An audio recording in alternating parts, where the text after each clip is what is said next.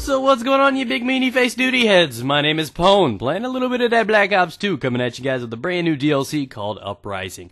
If you guys did not pick it up, it's definitely one I would recommend. I don't say that quite often about a lot of DLCs, especially on the COD hype train, where the first videos from every commentator are like, oh my god. You know, they just got dick in mouth, and they're just so ready to just be so excited about this game. I'm going to give you guys my first impression, and it'll probably change in 2 weeks. You guys should be used to the formula on Call of Duty. Speaking of formula on Call of Duty, this one kind of, I guess, variates from what I'm used to from Call of Duty. Most of them are just straight line, you know, typical maps. Just everybody run down the middle, you know, that's how it is. It's lined up that way. And this one's kind of like circular. You got the main action room in the middle towards B, and it's kind of off in a little cubby hole, which is kind of weird. And then it's a big circle around the entire map. This one's called Vertigo. It's actually a pretty solid gameplay. I think I go 71 and 7. I have a couple dirt moments where I get killed by areas that I didn't know. This was the very first time I played the map. And I felt what better than to give you guys a solid gameplay while talking about my first experiences on this map / DLC. So let's cut right into this, baby. Let's go. Now, I hopped on the Xbox. You guys know that I'm primarily a PS3 player for Battlefield and other games. I'm PC player, so you know I'm kind of versatile. I kind of like to mix it up, and I'll play this and that no matter what it is. Games, consoles, anything like that. I thought this guy was up top, and he pops out of nowhere. Freaked me out. See, I'm trying to learn the map. That's why I'm playing a little bit passive sometimes. But needless to say, this was a solid gameplay, and the one thing I did learn about this is because I'm on Xbox, my account that I usually play on, iFapsturbate, which is the actual name of the account. I'm not just saying it because I'm confessing something to you guys. But iFapsturbate is the account I usually play on. It's the one where I have all the weapons and everything upgraded, uploaded, and, you know, all the good stuff. It's where I got all my stuff up there, you know, prestige and everything like that. That's not really the case on this one. My Pwn Star for Hire is the only account that I had open right now. I wasn't going to pay $50 for live again for another year when I just wanted the DLC. Because PS3 is my home console. So I hopped on over here, paid the money to get it, and it was a unique experience. I've thoroughly enjoyed this. I've been playing Domination through most of the day. I've played all the maps, and I like all of them. I mean, generally, first impression, I like all the maps because each one of the maps seem different. They don't seem straightforward. Obviously, the return to firing range. There are some complaints about some of those maps, but I think I'll cover each map over the next 4 days and give you guys what I feel about them. This one, I just honestly have no complaints for. I like that there's, you know, external areas like where I'm going right now to go around the map. But it's generally quite a simple map. There's a lot of routine. There's a lot of dead areas where it's not as fast-paced as you would expect, where you need to maneuver around and go around the outside or something like that. There's a good chance you may never run into anybody when you're out here. So there's heavy, really, really heavy areas of traffic, and that generally just, I guess, they converge on the B objective. Whether it be up on top of B, there's a little area outside above B that they all gather and just group hug each other with their mouths. And apparently that door doesn't open. I was waiting. I'm patient. But, you know, it's just, this map is cool. Now, the thing I want to encourage you guys to understand about this map, out of all the maps right now, most of them are easily 100 proofable. Wait, backwards. Hang on. They're easily 100able. There we go, proofable. That's not necessarily what I was meaning to say.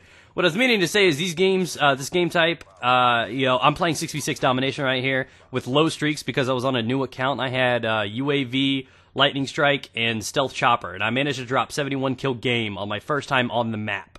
With low streaks, without any dogs or swarm or anything like that, on regular 6v6 Dom, I was able to pull that off, which means 100 kill games are going to be extremely easy on here. If you can get the dogs to funnel them out of this main area and the indoor areas, they're left vulnerable on the outside. So if you've got B and A, and you got dogs and swarm going in there, you're talking at least 40 kills on every one of those.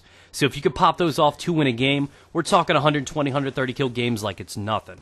Dropping it like pennies on prom night. Look at that little thing upside down there. I told you it's Star Wars / Iron Man kind of feel.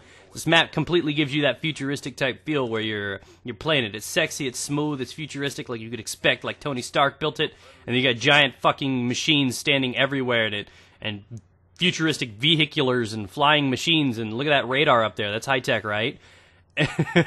It does totally make me feel like I'm playing like some Iron Man / whatever. See, that guy right there was camping in the position. If you go prone right here, you can see a good view on the B flag.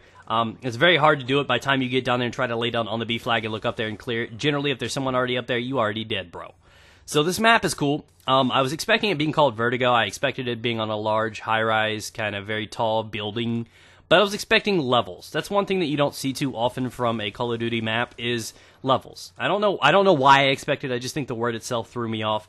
But I was expecting there to be like some sort of hotel thing where there'd be like 3, 4, 5 levels of fighting. I'd like there to be that vertical type feel to a map rather than it being straight across, flat, maybe a level or two here, there, a building you can get higher or lower on, one small little area. I'd like to see what it'd be is to condense it in one small building and make it like 4 or 5 tiers. Have like the top level be the A flag, the third level be the B flag, the fifth level be the C flag, and a lot of people burning calories up and way, you know, all the way up and down the fucking stairs, maybe some elevators in there. If it's futuristic, if the future is instead black, we're going to go ahead and get some jump pads in this bitch. I mean, I don't know. That's just what I felt with doing this. That totally looks like the little thing from X-Men up there, that little bird.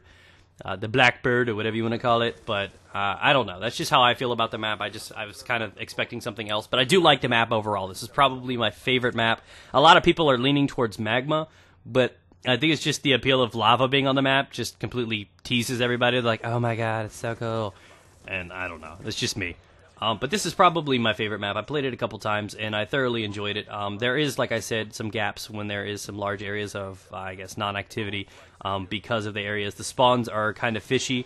It's a little bit easier to flip the spawns than some of the other maps. Generally, if you get anywhere near their flag, they're going to be spawning off in the area that I was just at instead of being behind it. There's not too many areas to spawn behind the flag, so the spawns can be a little crazy. They generally spawn off to the left or right side when you get near the flag, and they generally just run the other way. So I don't know if that's just because people are not accustomed to the map yet or what it is, but I'm not happy with the spawns. They're a little bit harder, and I know this sounds weird. Some people will be happy with the idea, but I'm not. They're a little harder to spawn trap on.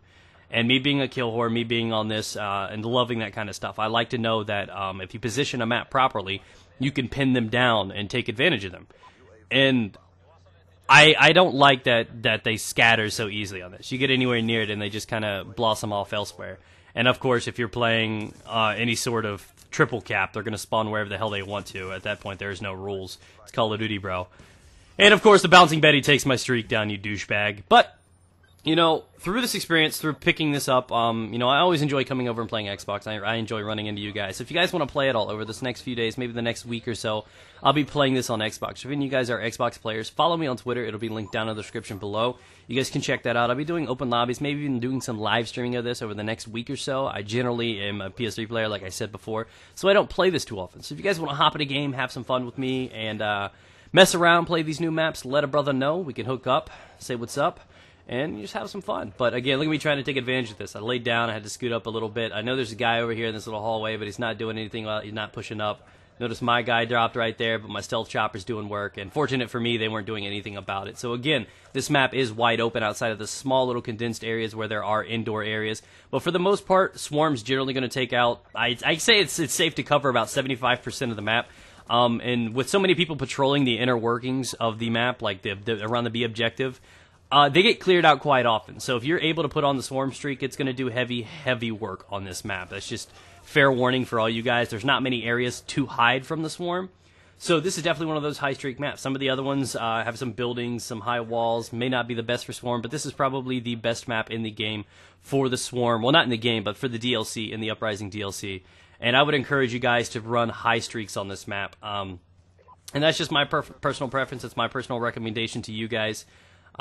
But like I said, as easy as it was for me to drop a 70 piece on this 6v6 Dom on the first time ever playing this map, means that when it comes down and you're seasoned on this map, it's going to be quite easy. Quite easy to drop 100 plus on this one.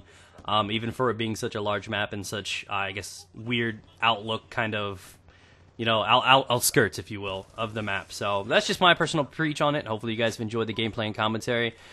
Thank you guys for watching. I hope you guys look forward to more of this. Tune in tomorrow for another map. I believe I'm going to be covering Magma tomorrow. And I don't know. We'll see what we do after that. Let me know which one of the final two you want to see the day after. Peace out, guys. Have a great day. Get it? Ow, I just hit my knuckle, you dick. Stealth chopper on standby. Securing B. Bravo locked down. Securing Alpha. Stealth chopper in.